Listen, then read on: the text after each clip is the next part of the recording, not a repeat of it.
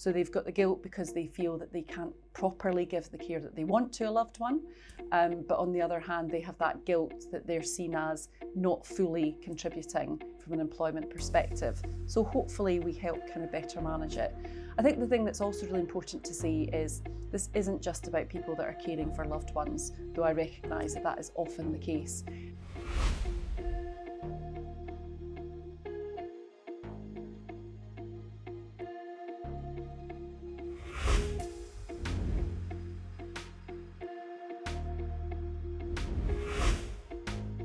Welcome to Political Sandbox for today's episode on the Carers Leave Bill, and I am delighted to be joined today by Wendy Chamberlain MP, who represents North East Fife constituency in Scotland and who is taking through what to us is an incredibly important piece of legislation, the Carers Leave Bill. Welcome, Wendy. Thank you, Emily. I'm absolutely delighted to be here. Well, I just want to explain a little bit about myself. Who am I? I'm Emily Holtzhausen. I'm Director of Policy and Public Affairs at Carers UK. And I've worked for Carers UK for a very long time. And one of the first pieces of work I ever looked at that crossed my desk was a piece about carers really struggling to stay in work and get back to work. And one of the recommendations in that report was at least a week's unpaid carers leave. And how long ago was that, Emily? That was 30 years ago, Wendy. Yeah. That was 30 years ago. And I really, it's so important that we see this piece of legislation, and that's what we really want to talk about today, isn't it? So tell me, just tell me a little bit more and tell us why this bill? Why did you take that on? What was your motivation? Well, it's interesting because, so I was elected in 2019, so I'm still a relatively new MP. And for those who don't understand the parliamentary processes or not aware of them, private members' bills are an opportunity for individual backbenchers to take forward pieces of legislation.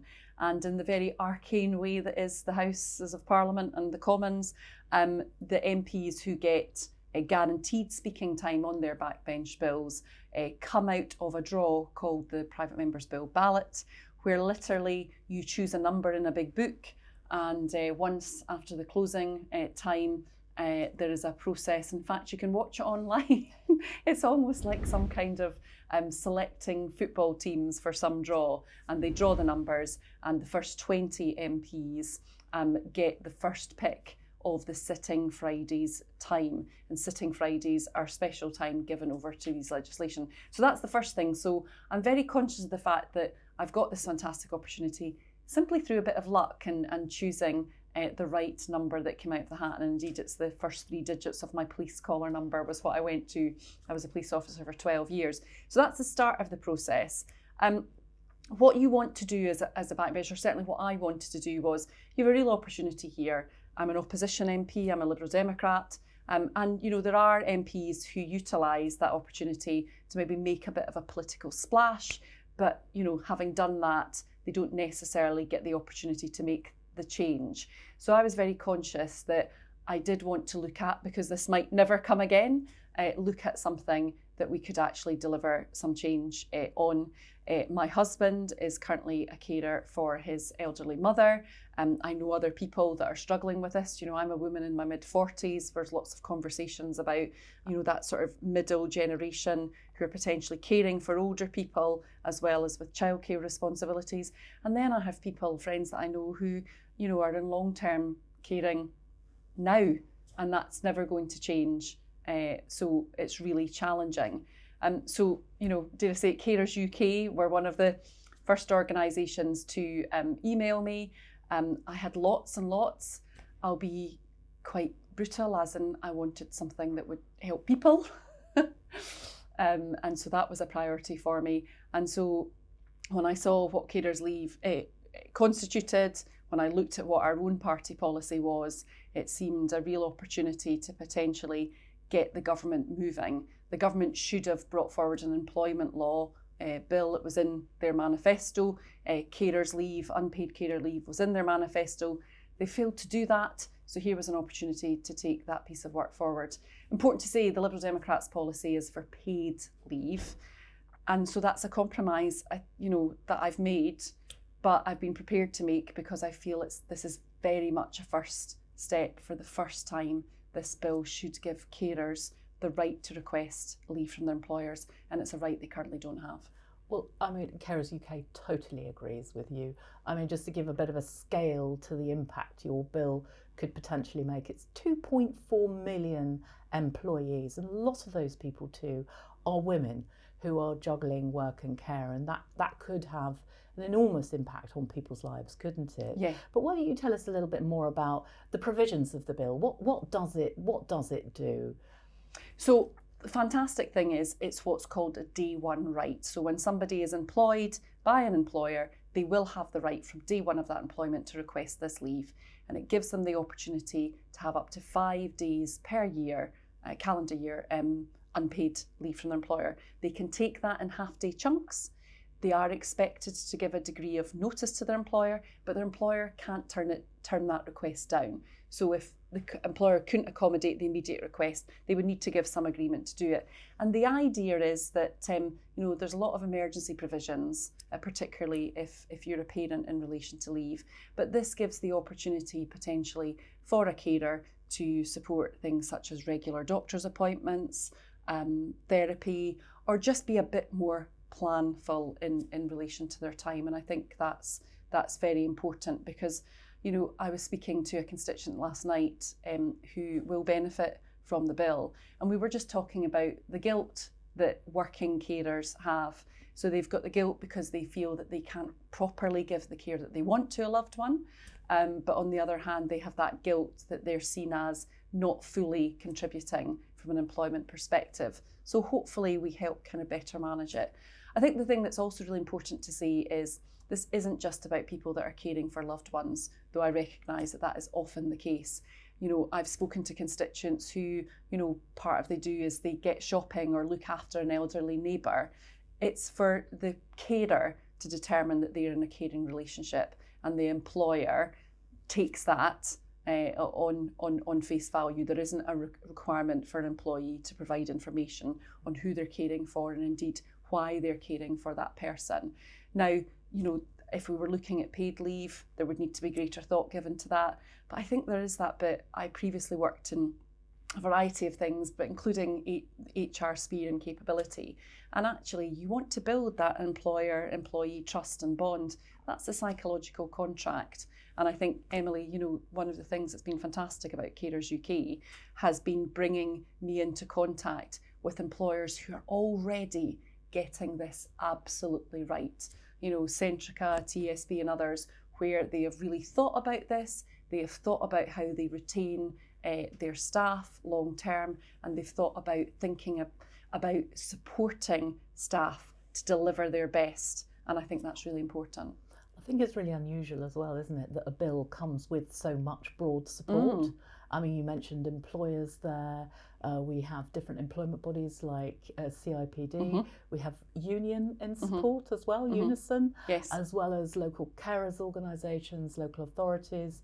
I mean, it's fantastic range of support, which, I mean, in a way, it expresses the breadth and the depth of the impact of this bill. It's not just about working rights, is it? Well, at the start, Emily, you mentioned how this was recommended 30 years ago. And I think one of the things that has changed in that time is I think people are more willing to share a bit of their background with their employers, or be more upfront about the challenges that they face, and seeking that kind of work-life balance, and if caring plays a part in it.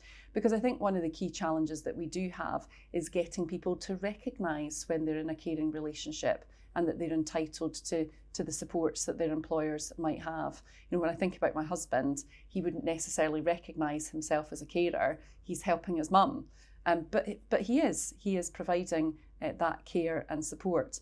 And so I think it's interesting.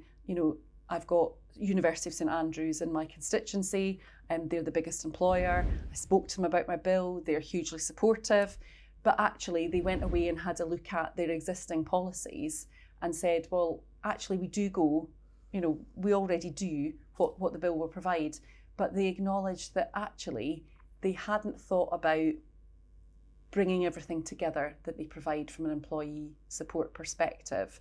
And as a result, they acknowledged that sometimes employees were coming to them when they'd reached a crisis point rather than when they could have engaged earlier to get the support that they needed that would have prevented a crisis.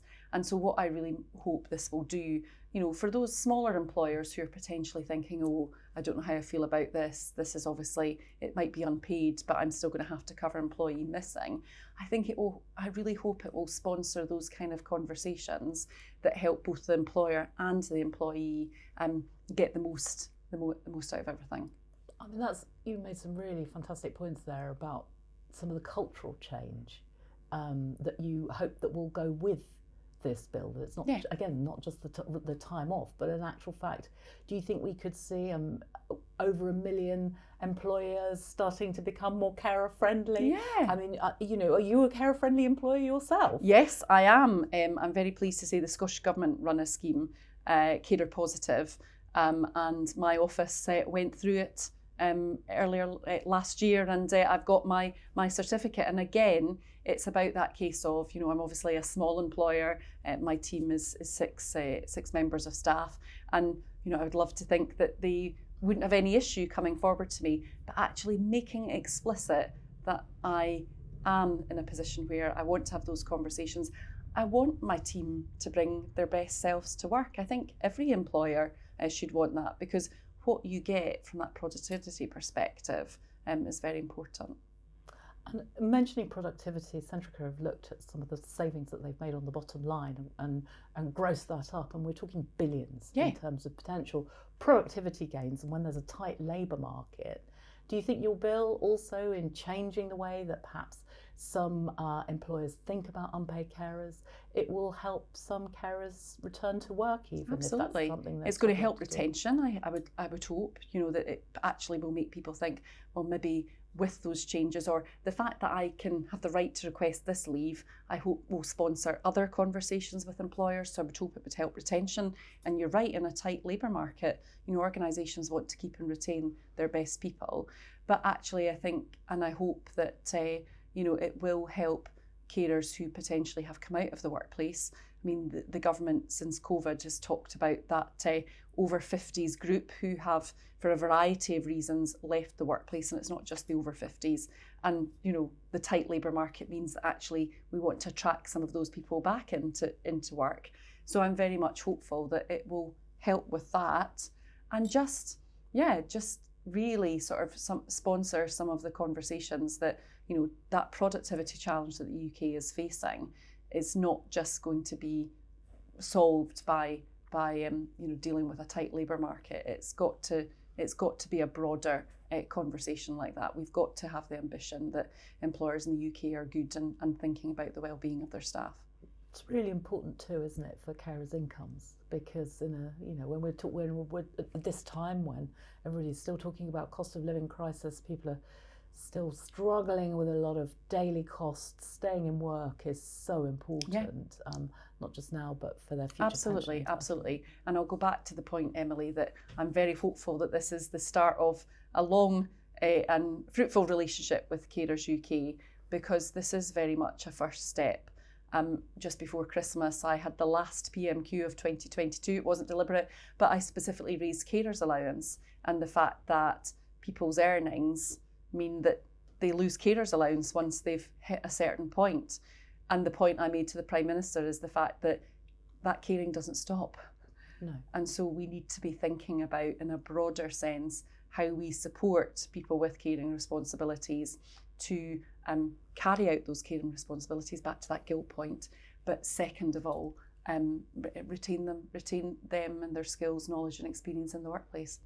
You're absolutely right, and I think there's never been a more important time to really introduce your bill.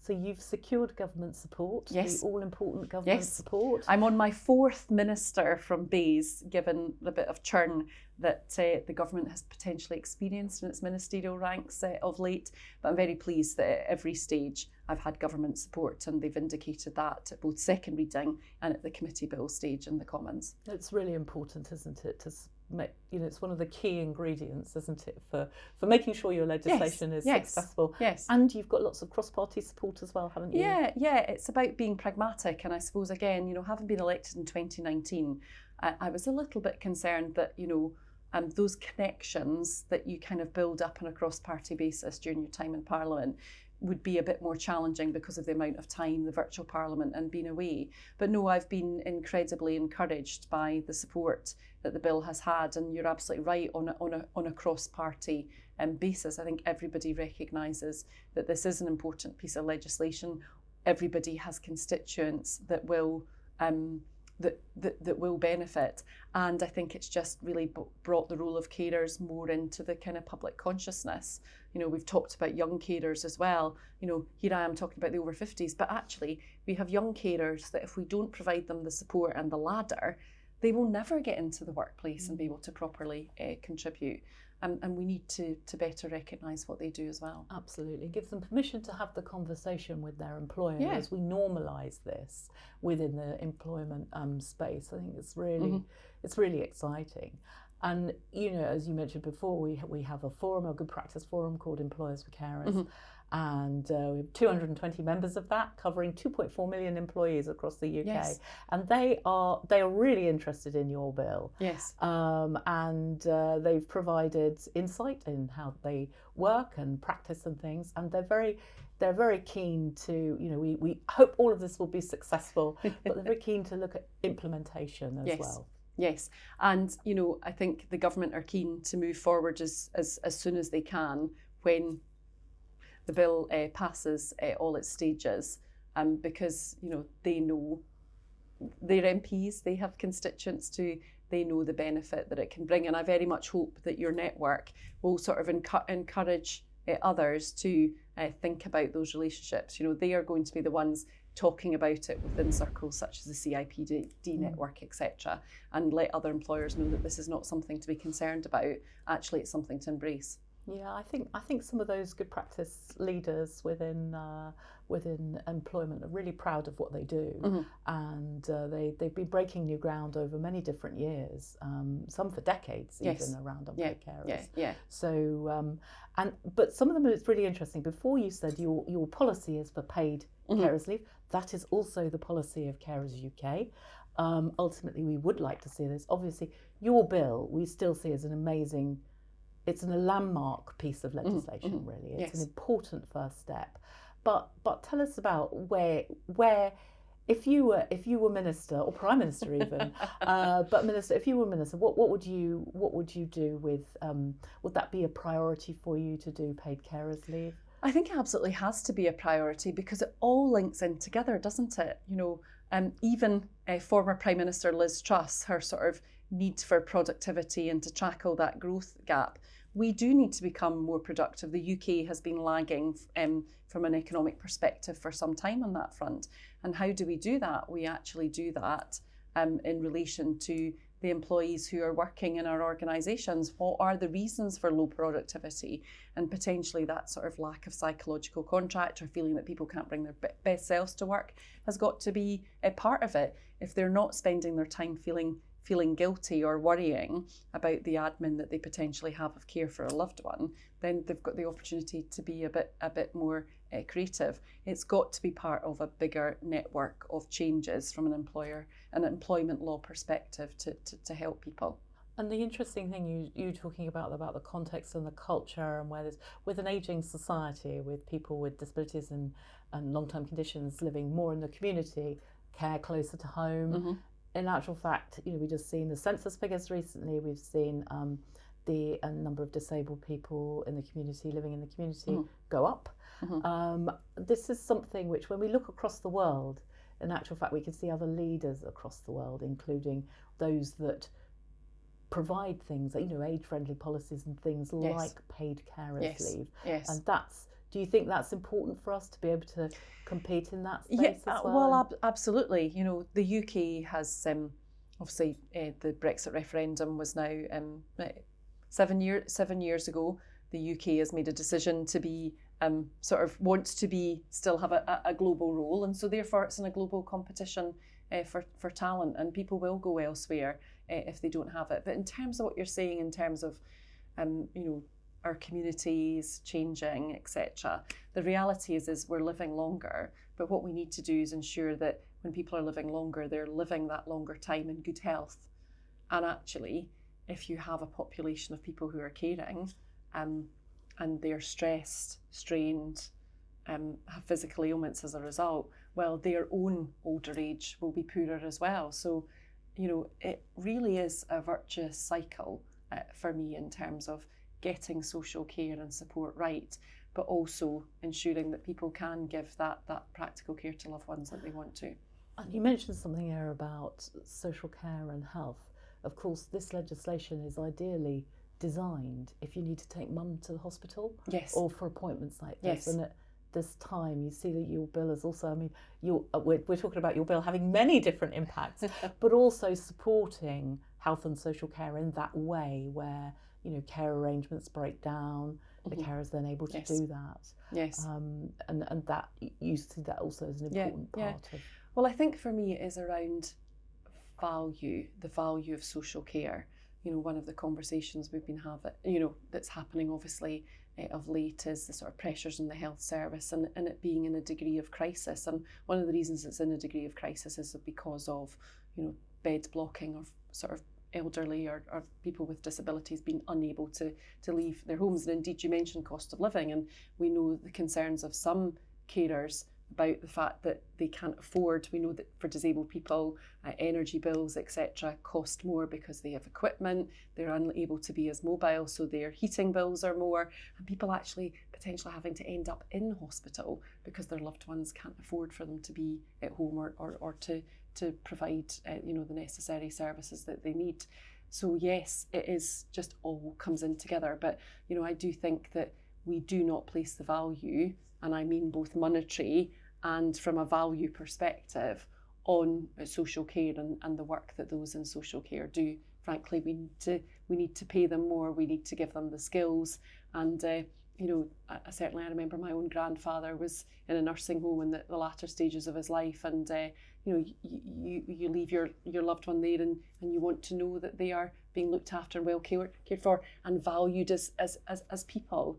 And that was one of the lovely things about the place that he was, that they listened to all his stories, and they knew who he was, and that was lovely. Well, that's a really live debate, and in actual fact, I've just been with the Archbishop's Commission on Reimagining Care, and just what you were speaking there goes to the heart of what they were talking about, and their vision for the future.